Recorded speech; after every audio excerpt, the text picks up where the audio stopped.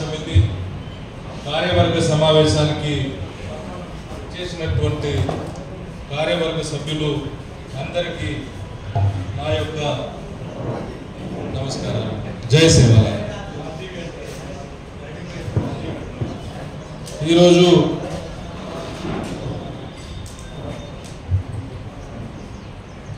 ఈ పోటీతత్వ ప్రపంచంలో అడవుల్లో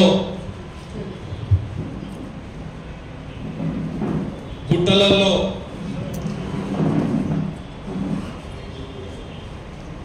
వాగుల పక్కన నివసించేటటువంటి జాతి ఇవాళ లంబాడి జాతి, బంజారా జాతి. మన జాతికి ప్రత్యేకమైనటువంటి సంస్కృతి, ప్రత్యేకమైనటువంటి సాంప్రదాయాలు, ప్రత్యేకమైనటువంటి ఆచరణ కార్యక్రమాలు ఉన్నాయి. మరి ఈ ప్రపంచంలో, ఈ ఆధునిక ప్రపంచంలో ఏదైతే లంబాడీల సంస్కృతి సాంప్రదాయాలు మన తాత ముత్తాతల నుంచి ఆచరించామో ఆ ఆచరణ ఇవాళ కొద్ది కొద్దిగా పోగొట్టుకుంటున్నటువంటి పరిస్థితి ఉన్నది.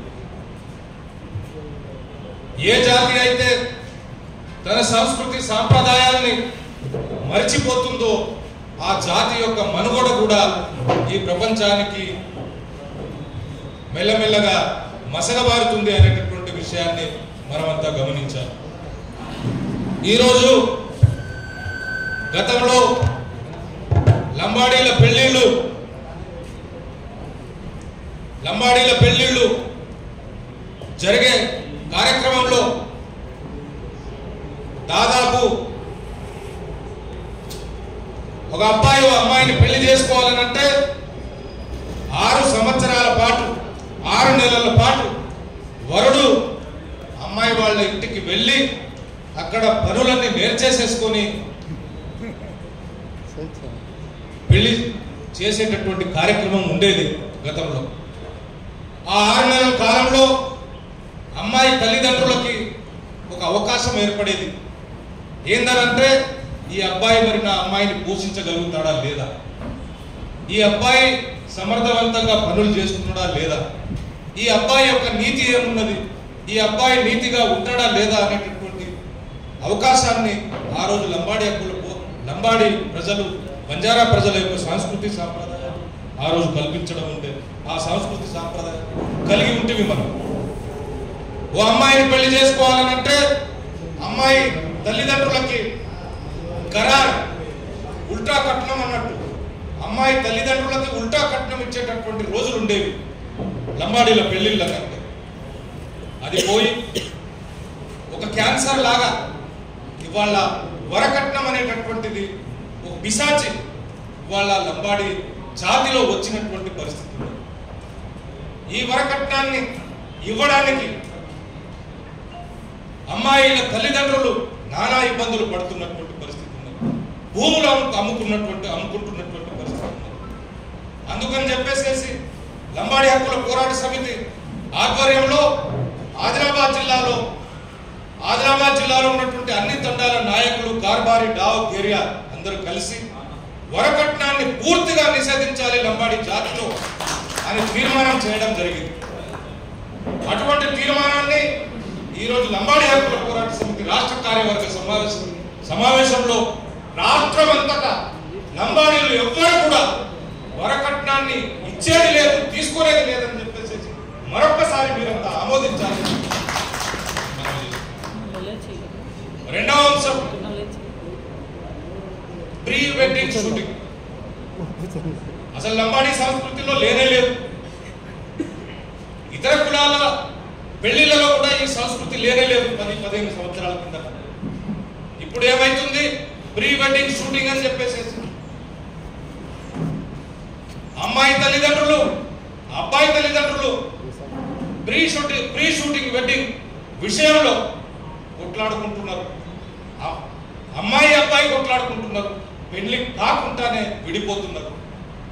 అందుకని చెప్పి ప్రీ వెడ్డింగ్ షూటింగ్ మన సంస్కృతి సాంప్రదాయంలో భాగం కాదు.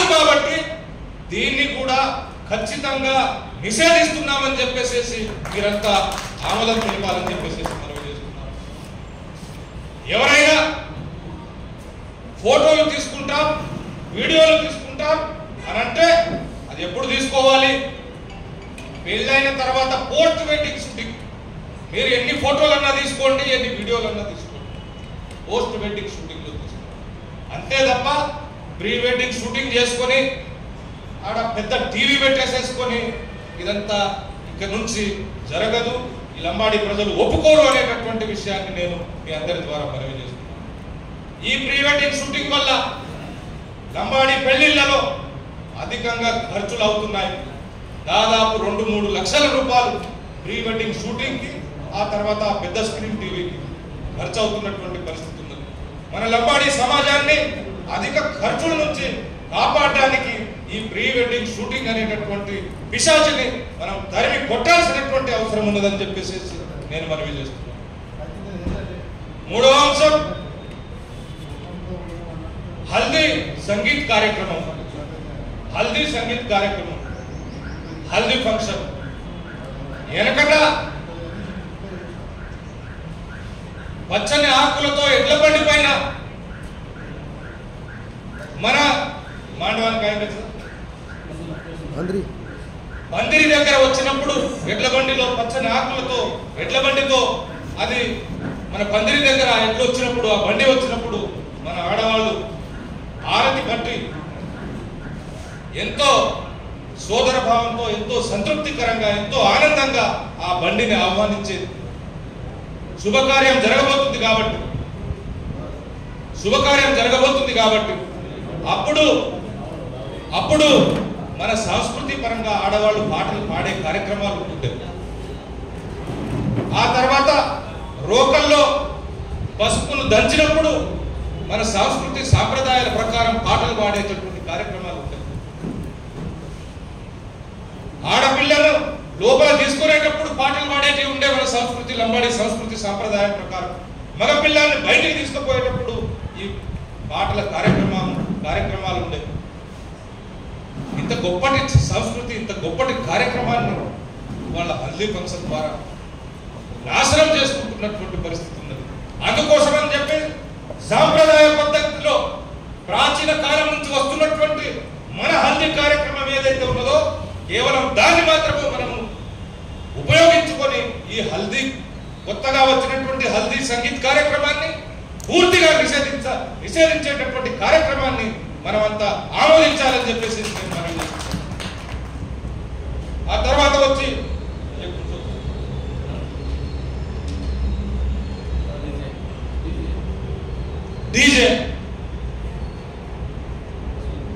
డీజే సౌండ్కి నేను మొన్న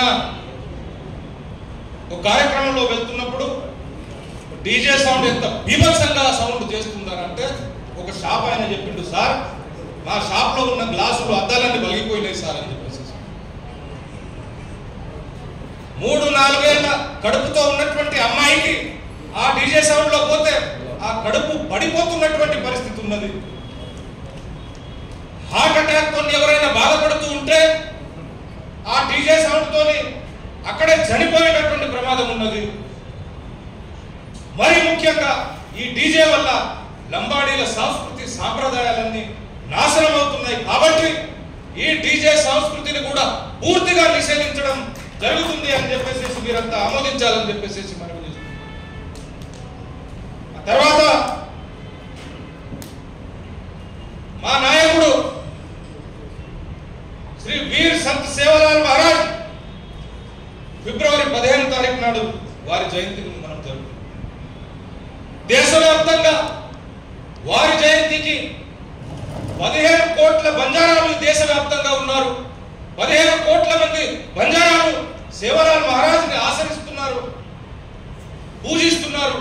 కాబట్టి దేశవ్యాప్తంగా సంత్ సేవలాల్ మహారాజ్ యొక్క 15వ తారీఖు నాడు సెలవు దినంగా, జాతీయ సెలవు దినంగా, రాష్ట్ర సెలవు దినంగా ప్రకటించాలని చెప్పేసి ఈ ప్రభుత్వాన్ని మేము కోరుతున్నాము. గిరిజన భాష, లంబాడి భాష ఇవాళ మాట్లాడేటటువంటి ప్రజలు 15 కోట్ల మంది ప్రజలు ఈ భారతదేశంలో ఉన్నారు. కేవలం 50,000 ఉన్నటువంటి కొంకణి భాష మాట్లాడే వాళ్ళు, కొంకణి భాష మాట్లాడేటటువంటి ప్రజలు ఎంతమంది ఉన్నారంటే కేవలం 50,000 మాత్రమే. మేము 15 కోట్ల మంది బంజారాలు, ఒకటే జాతి, ఒకటే భాష. మేమేమడుగుతున్నాం? మా భాషని గుర్తించండి, 8వ షెడ్యూల్లో మా భాషను చేర్పించండి. 8వ షెడ్యూల్లో చేర్పిస్తే మనకు వచ్చేటటువంటి లాభం ఏంటిది? ఎందుకు చేర్పియాలని చెప్పేసి అడుగుతున్నాం. హాతీరామ్ బాబా ఎవరు? ఎవరికి తెలియదు. లక్కీసా బంజారా ఎవరు? ఎవరికి తెలియదు. సేవాలాల్ మహారాజ్ జయంతి మొన్నైంది కాబట్టి ఈ మధ్యనే కొత్త ప్రాచుర్యంలోకి వచ్చినారు. ఖాను నాయక్ ఎవరు? ఎవరికి తెలియదు. రామారావు మహారాజ్ ఎవరు? ఎవరికి తెలియదు. మా చరిత్ర ఎందుకు రాసి లేదు? మా చరిత్రను ఈ రాష్ట్ర ప్రజలు, ఈ రాష్ట్రంలో ఉన్నటువంటి మేధావులు, ఈ రాష్ట్రంలో ఉన్నటువంటి ప్రొఫెసర్లు, ఈ రాష్ట్రంలో ఉన్నటువంటి అగ్రకుల రచయితలు మా చరిత్రను ఎందుకు రాయలేదు? మా చరిత్రను మేము రాసుకుంటాం, మా చరిత్రను మేము లిఖించుకుంటాం. ఎలా లిఖించుకుంటాం? మా భాషను 8వ షెడ్యూల్లో చేర్పిస్తే ఆ భాషకి ఒక డిపార్ట్మెంట్ వస్తుంది. ఈ రాష్ట్రంలో ఉన్నటువంటి 6,000 స్కూల్స్ లో ఒక్కొక్క లంబాడి టీచర్ అక్కడ అపాయింట్ అవ్వాల్సినటువంటి పరిస్థితి ఉంటుంది. యూనివర్సిటీలో లింగ్విస్టిక్స్ డిపార్ట్మెంట్ ఏర్పడుతుంది. తద్వారా మా సంస్కృతి, సాంప్రదాయాలు, మా యొక్క చరిత్ర నిక్షిప్తమవుతుంది. అందుకని చెప్పి ఈరోజు లంబాడి భాషను 8వ షెడ్యూల్లో చేర్పించాలని చెప్పేసి ఈ ప్రభుత్వాన్ని డిమాండ్ చేస్తున్నాం. ఈరోజు హోలీ కార్యక్రమం చాలా మంచి కార్యక్రమం, సోదర భావంతో కలిగినటువంటి కార్యక్రమం, అలాయ్ బలాయ్ చేసుకునేటటువంటి కార్యక్రమం. దీనికి ఒక మంచి ఉద్దేశం ఉన్నది. మన సాంప్రదాయం ప్రకారం ఊర్లో, మన తండాలలో ఎవరైనా చనిపోతే హోలీ రోజు మన తండా మొత్తం ఆ ఇంటికి పోయి వాళ్ళని పరామర్శించి వాళ్ళను ఆటపాటలతో హోలీ సంబరాల్లో తీసుకొస్తాం. బాధ నుంచి అధిగమింపజేసి వాళ్ళను సంస్కృతి, సాంప్రదాయం వైపు, సుఖ సంతోషాల వైపు తీసుకొచ్చేటటువంటి కార్యక్రమం. ఏ కోపతాపాలు లేకుండా, ఏమైనా మనస్పార్థాలు ఉంటే హోలీ నాడు పూర్తిగా మనస్పార్థాలు తొలగిపోయే విధంగా మన హోలీ కార్యక్రమం ఉన్నది. కాబట్టి అటువంటి హోలీ ఈరోజు మనం జరుపుకుంటున్నటువంటి తరుణంలో హోలీ యొక్క ప్రతిష్టను దిగజార్చే విధంగా కొంతమంది సంతోషంగా రోడ్ల మీదకి మన మహిళలు వచ్చి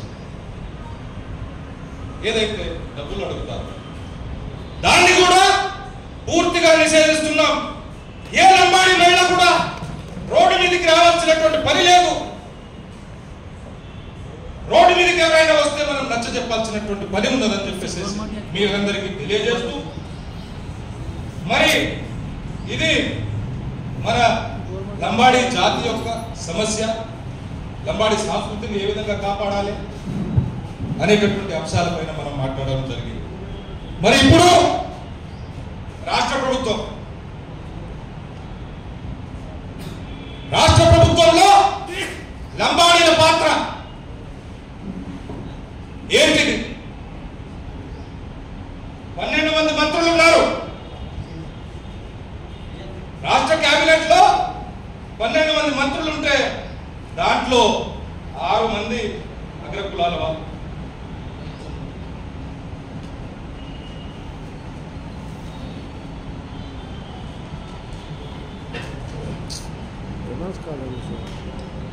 రేవంత్ రెడ్డి గారు, ఉత్తమ్ కుమార్ రెడ్డి గారు, వెంకటరెడ్డి గారు, పొంగులేటి శ్రీనివాసరెడ్డి గారు, నాగేశ్వరరావు గారు, తుమ్మల జూపల్లి కృష్ణారావు గారు, ఇక మిగిలిన వాళ్ళు దళితులు 2, ఆ తర్వాత వచ్చి ఒక ఆదివాసీ అమ్మ. నేను అడుగుతున్నా, రేవంత్ రెడ్డి గారు, రాహుల్ గాంధీ గారు, ఈ రాష్ట్రంలో ఉన్నటువంటి లంబాడీలు, ఈ దేశంలో ఉన్నటువంటి లంబాడీలు, 15 కోట్ల లంబాడీలు బంజారాలు కనపడలేదా మీకు అని చెప్పేసి నేను అడుగుతున్నాను. మంత్రివర్గంలో ఎందుకు చోటు ఇవ్వలేదు? మా ఓట్లతో కదా మీరు గెలిచింది, మా ఓట్లతో కదా మీరు ముఖ్యమంత్రి అయింది. దీని మీద ఏం సమాధానం చెప్తారని చెప్పేసి ఇవాళ నేను ప్రశ్నిస్తున్నటువంటి పరిస్థితి ఉంది. ఈ రాష్ట్రంలో 60 మంది ఎమ్మెల్యేలు, అందులో కేవలం 50 మంది ఎమ్మెల్యేలు కేవలం రెడ్డి సామాజిక వర్గం నుంచే ఉన్నారు. 10 మంది ఎమ్మెల్యేలు వెలువలు, కమ్మలు, పాపనోళ్ళు తప్పితే టోటల్ 60 మంది 60 మంది ఎమ్మెల్యేలు మీరే ఉన్నారు. 50 లక్షల జనాభా ఇవాళ లంబాడోళ్ళది ఉంటే ఎంతమంది అయ్యాల మా ఊరు ఎమ్మెల్యేలు? కేవలం 4.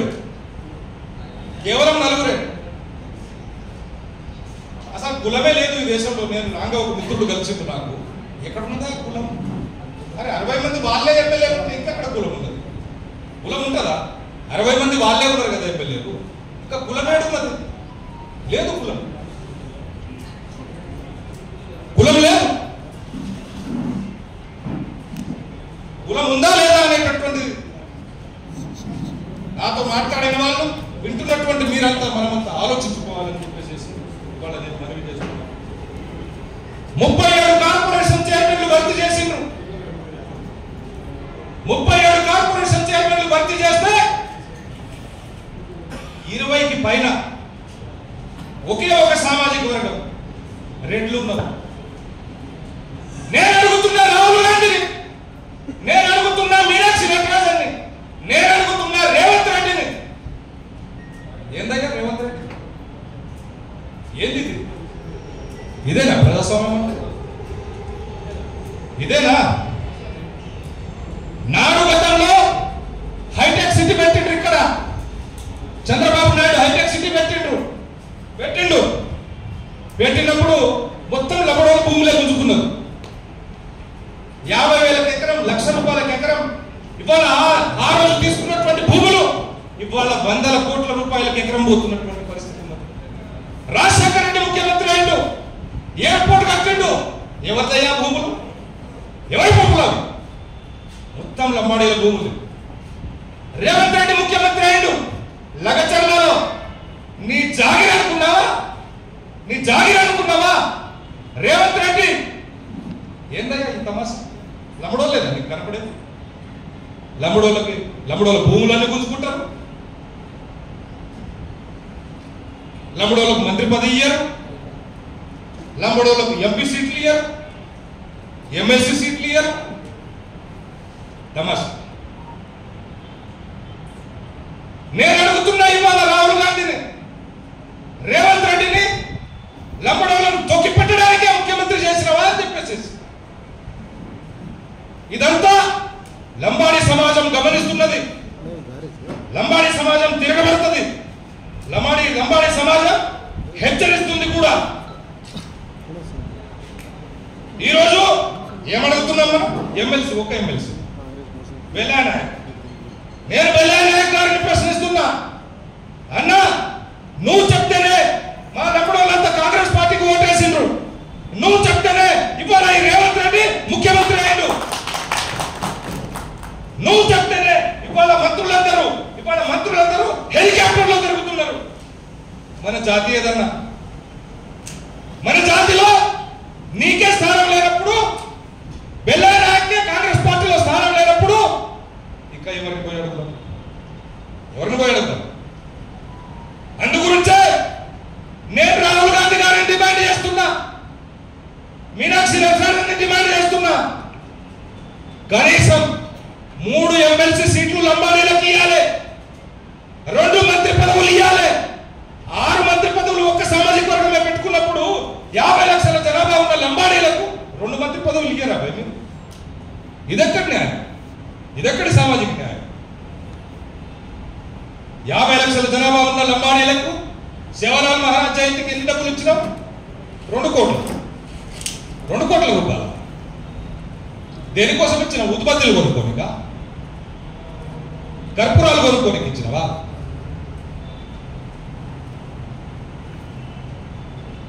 సేవలాల్ మహారాజ్ జయంతికి 33 జిల్లాలకు 330 కోట్లు ఇవ్వాలని చెప్పేసి ఈ సభాముఖంగా నేను డిమాండ్ చేస్తున్నాను. ఈరోజు ఈ రాష్ట్ర ప్రభుత్వంలో లంబాడీలకు జరుగుతున్నటువంటి అన్యాయం, యూనివర్సిటీలలో వైస్ ఛాన్సలర్లుగా అవకాశం ఇవ్వలేదు, పోలీస్ శాఖలో ముఖ్యమైనటువంటి శాఖలలో అవకాశం ఇవ్వలేదు,